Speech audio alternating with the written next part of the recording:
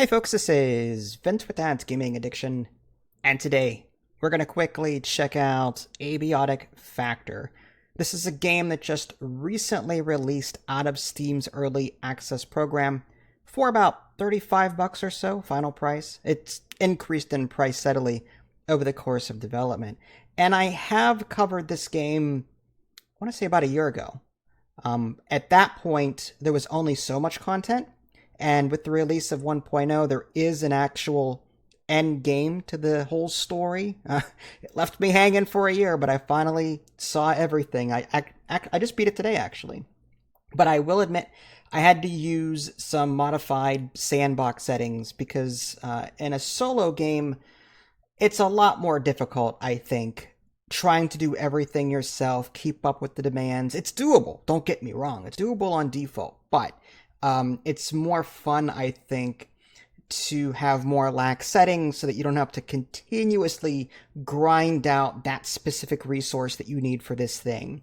So I highly recommend you play around with sandbox settings a bit, and you can modify them before loading a game too. So you can change them on a whim, which is great. So when you start a game, you'll be able to choose like your profession, and from there, kind of like in Project Zomboid, you'll be able to choose positive traits and negative traits that will affect your character in various ways. You can make yourself smarter, you could make yourself bleed more often. You do you, okay? Whatever. But you do have to balance those points, and those points again are given based off of the profession that you choose. And full disclosure here, what you're seeing is end game base content, but to try and not to spoil things, I'm gonna try and keep the footage centered toward base stuff. I want you to go out and explore the different environments, see what's there. That's really why a lot of you people play these games, is to discover, to loot, and all that jazz. I play it to base build myself.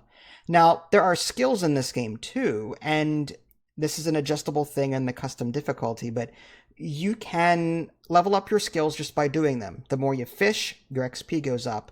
The more you carry heavy stuff, your strength goes up. The more you do this with sharp objects or stab with sharp objects, that goes up. There's also a ton of status effects that you'll be managing over time. Now, again, this is endgame content, so there's a lot more now than you will see early on. But they're there. You have to manage hunger, thirst, bathroom needs, your tiredness. Those are the four main ones. But then there's temperature that you also have to worry about. And that goes with food too. When you cook food, the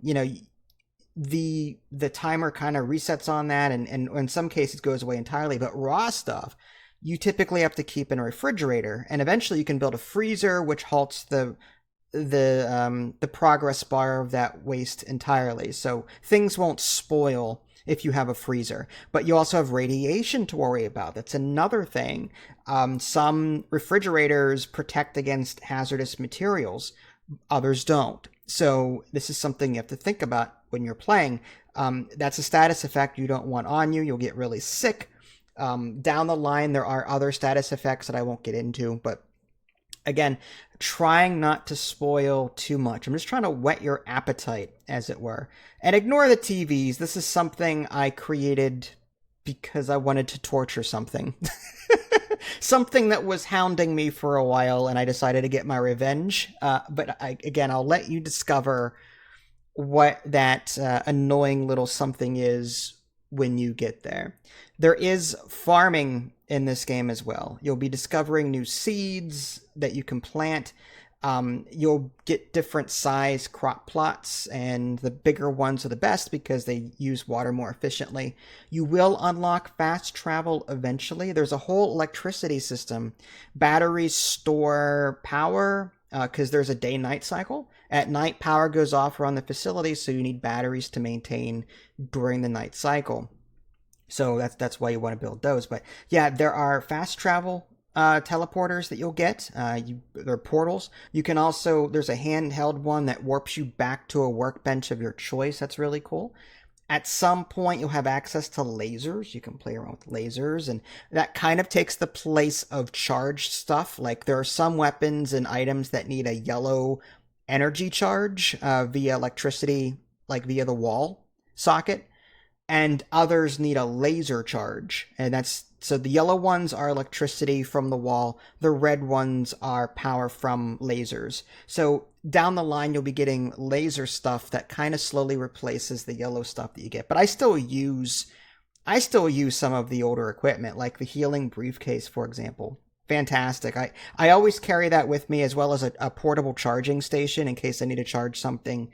If I'm hurting and need to like heal real quick, I can do that. So there's weight limits to worry about. There's inventory, different backpacks, there's different armor, different weapons. There's so much to this game, and I'm not doing it justice. Like I can't do it justice within the 8 to 9 minutes that I'm going to be spending on this video. Just know that there is a crap ton of content. The areas are huge, but they all wind around back into each other in some way. So like you don't have to like spend hours backtracking. Typically when you get to the end of an area or maybe halfway, you'll unlock something that brings you right back to where you started, or maybe even back to where your typical base might be. So that's really cool. I like that too. The level design is very clever that way. I will say, however, now that I've beaten it, there is a clear difficulty spike once you hit a certain point in the game. I'll just throw out the word reactors, and I'll leave it at that. But once you hit that area, it's snipers, you'll get bleeding effects all over the place.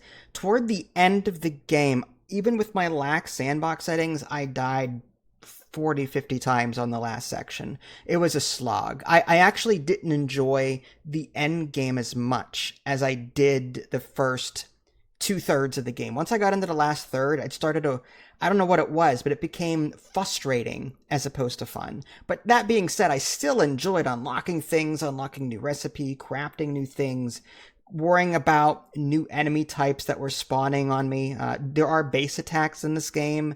Again, I don't want to spoil what they are. I'm trying to keep this, for you newbies out there, I want to keep this new and exciting for you. I don't want to spoil too much. But expect to Google stuff because the game will not give you the location of everything. There are some things I still have yet to find. There are hidden things all over the place. Hidden areas, hidden recipes. I can't tell you how many times I had to Google something trying to find it because I couldn't find it. So if you don't mind looking crap up every now and again, and you don't mind a huge long slog of resource gathering, which I love, and base building, then this game is going to be for you. I can't say enough good things about it. I am actually considering going through a second time and trying to find things that I didn't find before, but I do have other games to get to. So long story short, yes, I recommend this game. Absolutely, 100%. $35. You'll get plenty of playtime out of this. I have roughly 125 hours on record right now, and that's going to go up at some point. Well, this is Vince. Thanks for watching. I'll catch y'all next time. Take care.